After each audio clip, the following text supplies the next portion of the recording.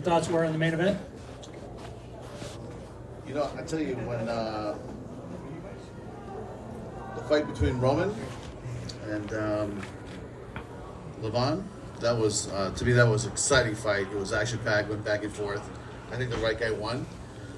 Going into the second fight with Fortune and Daniel James, I was really surprised that the outcome was what it was. I mean, you know, Fortune is a guy that we had, you know, spent a lot of time developing and building, but James, that's a big man. When he starts punching, I would not want to be on the end of those big punches, but, you know, guy weighs 280 pounds, cuts to 261. It's, you know, he's going to be a force to be reckoned with. So I'm excited to see what happens with him. And he's got a great fan base here, and, you know, we'll put him in some more big fights here. Take us through the main event. Okay.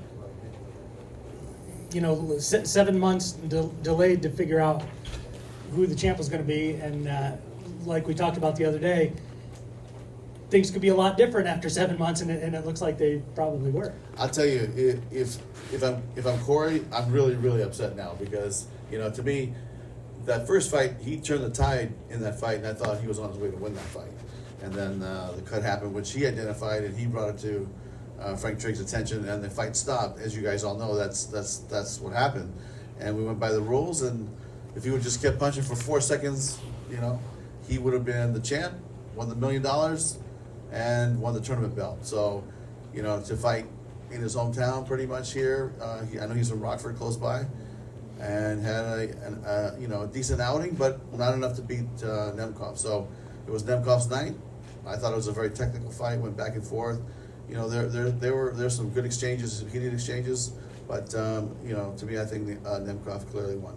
If Corey would have not said anything to Frank in April, Yep. and won the belt, do you think you still would have done a rematch? I mean, we might have seen this fight here tonight anyways? Yeah, absolutely. I mean, you know, it would maybe it would have been a rematch and the tournament would have been over. But I think that this is a fight that maybe we might run it back another time, you know, down the line. Let's see how those guys do. Nemkov has a big fight against Joe Romero on February 4th in Los Angeles on CBS, which we're really excited about. So I think he's going to be busy. But let's see how these guys, you know, run the division and see, you know, when they can, you know, end up meeting again. And we have Usman. You've got a new champ now at lightweight. So you no longer have brothers as simultaneous champions that lasted as long as it did. But Usman was a huge favorite in this fight, and it seemed like he just kind of cruised, right? Yeah, you know what? He started working that length and that distance and those kicks and working on those side kicks to the leg, inside kicks. You know, and he just seemed like Pitbull did not have an answer for the distance that Usman could create between him and Pitbull. So he didn't have an answer, and you know, there were some good exchanges by Pitbull throughout the fight. You know, once in a while, but Usman was busy. If you look at his kick count or his striking count, I mean, it's really, I think it's pretty impressive. I think it's way up there. So, you know, clearly he dominated the fight. I don't think, you know, it was really even close. But, you know, Pitbull will be back. I think, you know, he's got a lot of gas left in the tank. And you know how it is. Sometimes you just have an off night, you know, and maybe you need time to figure it out. And he'll go back and watch this fight, watch a film, and I'm sure they'll develop a strategy to come back and, you know, to do it again.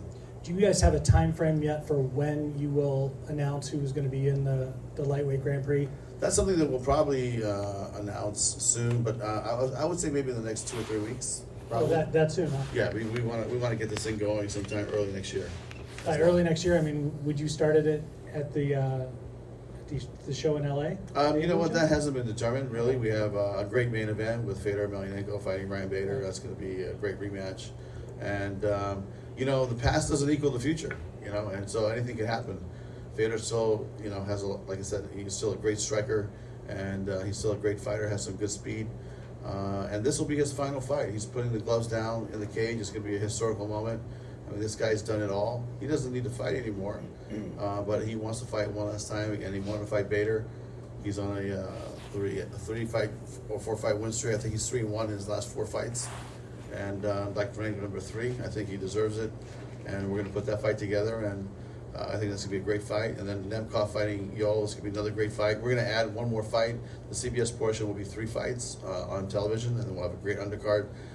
But we haven't determined what that slot's gonna be. Was it any work to get Fedor to agree to do it in LA? I mean, I know you guys have talked about wanting to do it in Russia at one point, and then obviously that's never going to happen. But was there any hesitation on his part to come over here and do it, or No. did he feel like he had no other option as well? You know what, I tell you, it's the world has changed since we went to Russia and promoted in October. So going back to Russia was not an option. We did have a date. I think it was July 11th at the in Red Square. It was going to be an amazing fight, and that was going to be Fedor's final fight. But for obvious reasons, we couldn't do it, and it just didn't happen. And he was waiting and waiting, and he wants to fight really bad, and he's going to be ready to go. And he wanted to fight Brian Bader. He wanted to have a revenge fight. So, he could have said, look, I want somebody that's maybe ranked number 8, 9, 10. He wants the top guy, and so I respect him for that. And I tell you, he'll be ready. He's going to come, and he's going to be firing on all cylinders on February 4th. Hey Scott, what can you tell us about this new CBS deal? It seems like a huge move for the promotion. Mm-hmm. Will it just be this one next event in February, or is it going to be all events moving forward? Well, the thing is, we've been since the merger, we've been working on trying to get this done, and it's something that we had an opportunity to grab this slot, and this came down, I would say, in the last 3 to 4 weeks. So we grabbed it, and then we're going to talk about what comes next after this fight. Of course, we're going to try our best to work hard and try to get some multi-dates next year, but it's not. We just haven't gotten that far. But when they told me there was an opportunity to do this fight on February 4th, I grabbed it and I said, let's go, because one of the beauties about this company is that Viacom owns Bellator, but they also own Showtime and CBS. But trying to get all the pieces in place and get everybody aligned, it's just taking time. So now that the time is here, I'm really excited to put this fight on. It's been a long time since we've had a fight on MMA on CBS. So I think it's been 12 years. So I'm really excited. I'm really excited about being on CBS. I'm really excited about the fight card we're going to bring, and it's going to be a great night of fights. It's going to be a celebration of Bellator. And the top 3 fights will be on the broadcast. And on the topic of Fedor versus Bader, any clarity on whether Lynn Vassell will wait and fight the winner of that matchup, or maybe take another fight in the meantime? I believe he's going to fight in between. So we're talking about him fighting sometime in March, maybe in San Jose. We haven't announced the dates, but we're looking at San Jose in March, and some of the opponents we're talking about for Lynn Vassell. I know Czech Congo's name has come up. I know Moldavsky's name has come up. So we'll see what happens. And Archie Colgan, he showed out on the prelims tonight, a 50-second TKO finish, moves to 6-0, 1-0 as a lightweight. Is there any chance he'll be in that lightweight Grand Prix, or maybe on the main card of his next fight? The thing about the lightweight division is it's a really, really stacked, division for us. So he'd have to be, ranked in the top 10, let's say, or top 11, 12. And depending on what happens with some of our athletes, whether they come into the tournament or they want to fight at a different weight class, we're still having conversations. But I think the lightweight is going to be a great tournament for next year, and the participants just have not been picked yet.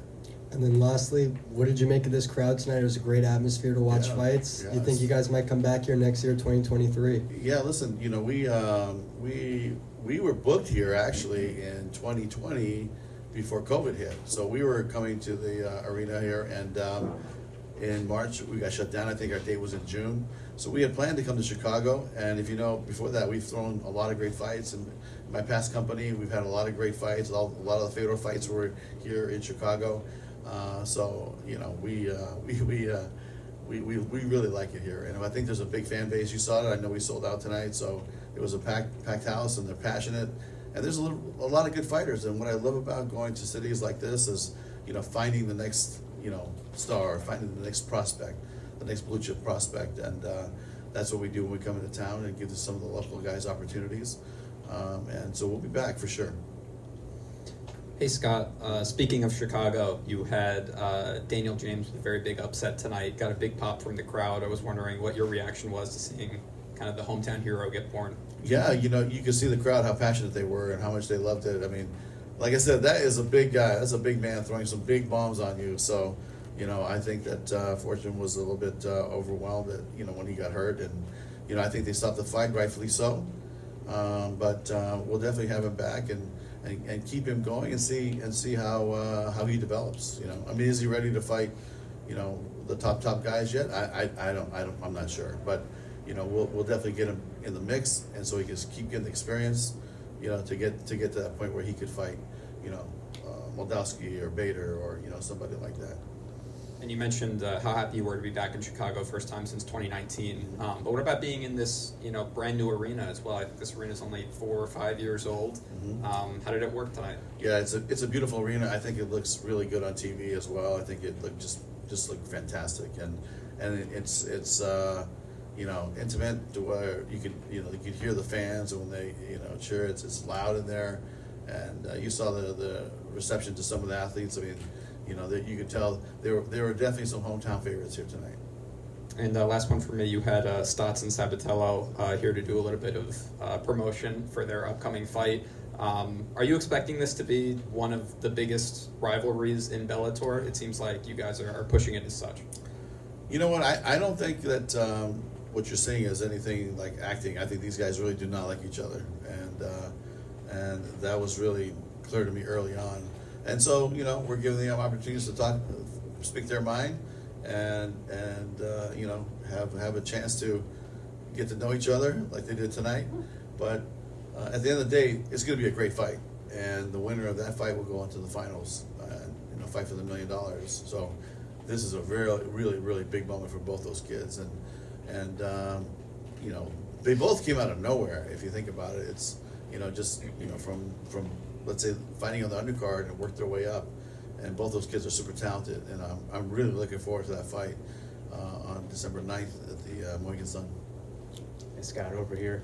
You said to ask you after Usman's win or the fight if you would think he could maybe be Bellator's version of Habib. So what do you think now? Yeah, you know what? He showed me a lot tonight because every time he fights, I feel like he's a different guy, you know. And so today he didn't, you know, he definitely didn't want to get into some heated exchanges with Pitbull, so he fought smart, technical, started working that distance, made it really hard for Pitbull to come in, start doing some damage, and then you know, there's a couple times he took him down and tried to get the submission and try to, but you know, I've seen other times where he goes straight to his wrestling and straight for the takedown. So, you know, my thought on Usman is he's a dangerous fighter, right? He's got a lot of weapons. So anybody that fights him has to be very, you know, very skilled and very good, because this kid is young. He's got a lot to grow, but I'll tell you right now, he's one of our most dangerous fighters because he's so complete. He's got the complete game, right? When you talk about mixed martial arts, sometimes people have great wrestling, sometimes they have great jiu-jitsu, sometimes they have great striking, but he's able to do all three. And, you know, I've been to his camp in San Jose. I've watched him train with his, you know, Habib and Javier and all those guys, and it's a serious atmosphere, and it's like, you know, it's like watching a pay-per-view fight, you know, that you're watching these guys spar. That's the level that you're seeing these guys work out, and there's no joking around in there. They're getting it on. So, you know, when you have that level of expertise training you and teaching you and guiding you, and the AKA has such a great gym, they probably have 60, 70 fighters there that, you know, most of them are killers or top ranked guys, and you know, it's a dangerous gym, and he's one of the most dangerous in that gym. So I've seen him develop for a while, and he impressed me tonight. It's kind of crazy for you to see how popular he is already too, because just looking at how early he is still into his Bellator career despite just becoming champion, like when you see how much of a star he kind of has already become. Yeah, and you know what? I saw it in his last fight when he fought in Seattle too.